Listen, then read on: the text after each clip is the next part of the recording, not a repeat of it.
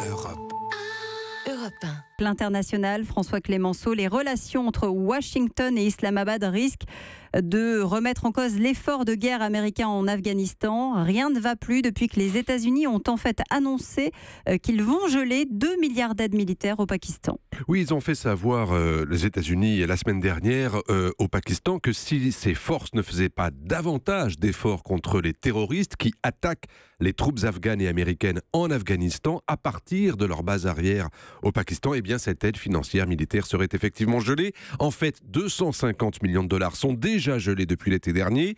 Une réunion entre le chef de la diplomatie pakistanaise à la Maison-Blanche avec le général McMaster qui commande le Conseil de sécurité nationale s'est très mal passé et rien ne s'est arrangé depuis. Résultat, Donald Trump considère que les Pakistanais lui cachent quelque chose, pour ne pas dire le trahissent, et les 2 milliards d'aides annuelles promises restent à Washington. Évidemment, le Pakistan réagit très mal. Oui, les chefs militaires pakistanais disent qu'ils font ce qu'ils peuvent, qu'ils n'ont pas forcément les moyens d'aller se confronter aux groupes islamistes qui rivalisent ou coopèrent avec les talibans en Afghanistan.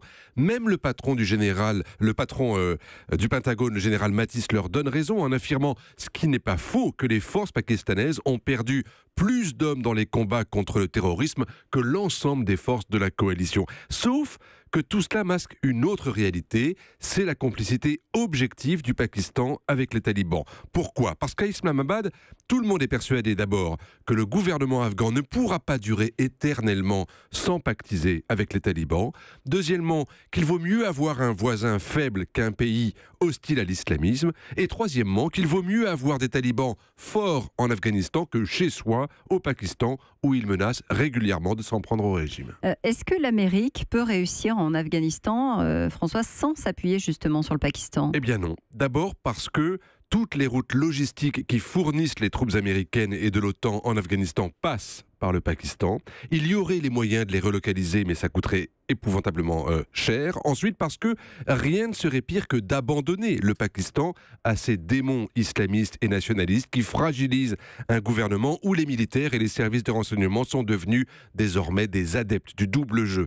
Enfin, parce que le Pakistan est une puissance nucléaire, toujours en froid avec l'Inde, et que c'est l'intérêt des États-Unis de maintenir une surveillance très serrée du Pakistan. Mais on n'a jamais oublié à Washington que c'est bien au Pakistan qu'il avait failli aller tuer Bin Laden parce qu'il était hébergé à quelques foulées de l'académie militaire d'Abbottabad, et difficile de considérer depuis que le Pakistan est un véritable allié. Europe 1.